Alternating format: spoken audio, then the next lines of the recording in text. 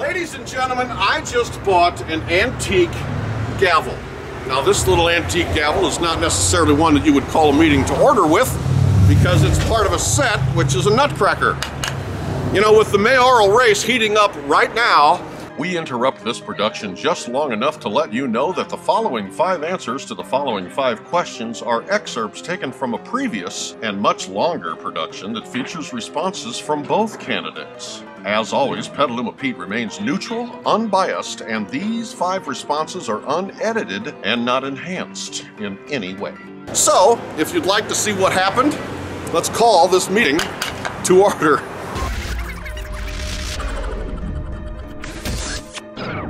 There is nothing in the world like a classic, great American barbershop where a traditional straight razor shave and a haircut and lively conversation is king. And in the center of this ring is your host, Miss Sarah Sass, owner of the new Boulevard Barbershop at the corner of Western and Petaluma Boulevard. You are about to watch unbiased, unedited video recordings of 5 key questions for you. Ready? Go. How does Petaluma compare to the national average in terms of jobs, and what would you do to improve these numbers? Oh, well, I did a little research on that, and actually Petaluma is doing a lot better than the national average. The national average is about 6.2%, and California is 7.4%, and then Petaluma is actually 5.2%. So we're doing well against the national average and California's average, but you can always do a lot better. Obviously, we've done a lot of good things in town. Cyan, we just approved a new pad back there, and they say they're going to probably bring another 300 jobs to town. We have our economic development manager as well, Ingrid Alverde, that's been doing great work with the wind down of the redevelopment agency, but now she can really focus on attracting more business to town, and if I'm fortunate to become mayor, I want to work in tandem with her to really draw more business to town and more businesses to fill those open spots in town. Are you satisfied with the current Petaluma traffic flow? And if not, what needs to be done to improve this situation? Yeah, what I tell everybody is, like, you know, your congressmen, they're in DC, and your assemblymen, they're in Sacramento, but when you're on the city council or mayor, you're in the same traffic as everyone else. You're trying to get across town like everyone else to go see your friends or back across town to the Little League games, but there's a lot that needs to be done. That's why I've always been a steadfast supporter of the Rainier Crosstown Connector and Interchange, which I know that will bring traffic relief to town. It's much needed, and there's a lot of work that we've been doing on that front. One of the big things is that I think we've done some smart things. For the longest time, it was actually one project, and now we've actually split it into 2 project study reports, which is just the official process that you have to do as we're coordinating with Caltrans, because as Caltrans actually expands 101 through Petaluma, they're going to actually raise the freeway, and we're going to go underneath, not subterranean, but at grade, underneath the freeway. So it's good. We're coordinating with Caltrans, and we've split it into 2 projects. It's 2 project study reports, and we can really make some incremental gain for traffic relief in town. What are our top 3 infrastructure issues, and where might we get the money to address these? Absolutely. Well, the big one infrastructure-wise is back to Rainier, because that's obviously for traffic mitigation, but that's a big infrastructure project.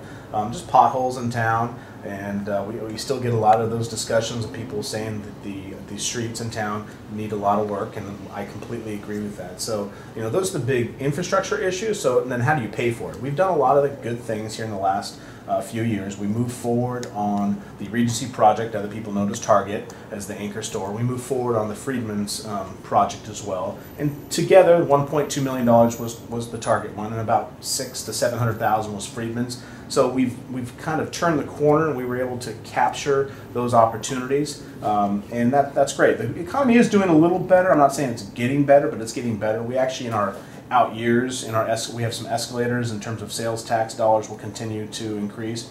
And one of the big things that people don't always just think of immediately is when the recession happened, Petaluma gets 40% of its sales tax dollars actually from the auto row. So, you know, people were scared to spend money out there, and they definitely weren't buying new cars at that time. But when we have 40% of our sales tax dollars coming from auto row, that really hit us hard. So fortunately, that is coming back around. Sales people are starting to spend money. We have these other opportunities that are coming down from the Target and Freeman's. That really helps the budgets as well. And we need to keep being mindful. And there's other opportunities as well. And for infrastructure, especially with Rainier, we can use traffic mitigation fees that, we move forward on these larger projects. The developers, they have to pay into impact fees across the board, but specifically there's a traffic mitigation fee they pay into as well. And we can leverage those dollars as well. And so, that's the big way we can start paying for these infrastructure needs that are desperately needed. What direction would you like to take Petaluma in terms of future economic development? This is an exciting one because, we just came off one of the biggest recessions that has ever happened since World War II. And we had to right-size our government, and we did a lot of cutting. We privatized our planning department, privatized our aquatics group, and we had to cut positions. Our total employee count actually dropped from about 330 employees to about 270. So we did a lot of cutting. Now we need to really focus on the economic opportunities. A lot of people see that, hey, the Target's done and the Freeman's done. What's left? Well, we have some exciting things that are left. We actually have the station area plan that's happening in the middle of town. If you really reflect on what happened in our downtown core back in 2003, we passed the Central Petaluma Specific Plan that actually gave rise to the theater district, and that was about a $100 million cash infusion. Well, now we have the station area plan that was passed as well, and now we can really proactively go out to developers and investors and venture capitalists that want to potentially invest in our community, and hopefully we can get that project going as well. And that's probably upwards, I've heard estimates of about $150 million cash infusion. And I know one of the big areas is the fairgrounds as well. So there's a lot of opportunities to happen at the fairgrounds. And what's the highest and best use of the fairgrounds property? We need to keep the fair there. That's number one because it's our heritage and our agricultural roots, and we need to keep the fairgrounds there. But that's one of the other big opportunities at the fairgrounds as well. What is the best direction or idea you have heard so far regarding the future of the fairgrounds? Yeah, there's a lot of ideas out there, but just to kind of give a little history, back in the 50s, the city council back then, who's obviously they actually voted on by the citizens of Petaluma, we actually worked with the Fair Board, which is appointed by the governor of California. They actually have a lease for $1 a year to lease the property that the city owns, but it's leased to the Fair Board. And their charge is actually not necessarily to turn a profit, but to actually have a fair in this agricultural district. So this lease is coming up in 2023. It sounds like it's a long ways away, but it's not really. It's time to start negotiating and really talking about it. So they came to us and said, hey, we want to extend our lease because they want to upgrade the infrastructure out there. And we said, great, well, let's start talking about the property and our access to the property.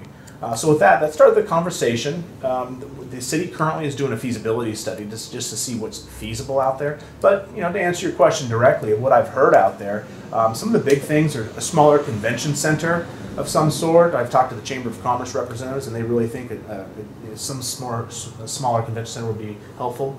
But one of the things you need to really reflect on is we have the train coming into town at the beginning of 2016. So Petaluma is going to be uniquely positioned. So when the train comes into town, obviously it's only a couple blocks away to the fairgrounds. So we can take another run at maybe a minor league baseball team again. We've had that discussion years ago, but I know there's people talking about that again. I've heard the option of potentially having a ferry building type like they have in San Francisco, where we highlight our local cheeses, our local wines. So if we had a convention center, another sports team there, other ball fields for kids for mutual use if it's a minor league team, the kids can play there, and a ferry building type, and we can really upgrade that facility while keeping the fair there. Those are the things I've heard, and it's really exciting. But that's going to be actually a community discussion and decision after the feasibility study. We'll have to have a mutual kind of a board meeting with the fair board, with the city council, and then have outreach meetings to all the stakeholders in the community. Have that discussion, and there's going to be some exciting things that happen in there for our economic development. But those are kind of the things I've heard out there, and I'm sure there'll be a lot more ideas as this kind of unfolds. But it's it's an exciting time. And I think Petaluma is uniquely positioned. The single most important thing you can do now as a Petaluma citizen is to vote. We would also like to thank our friends at Buffalo Billiards and Green Taxi for providing the means for the production of this show, and we welcome your feedback, especially if you would like to see more questions posed to these or to any other Petaluma citizens regarding any other subjects you think are important to our community. If you have any ideas about what you would like to see addressed barbershop style in the future, call this phone number or send an email to johnmaherhome@aol.com.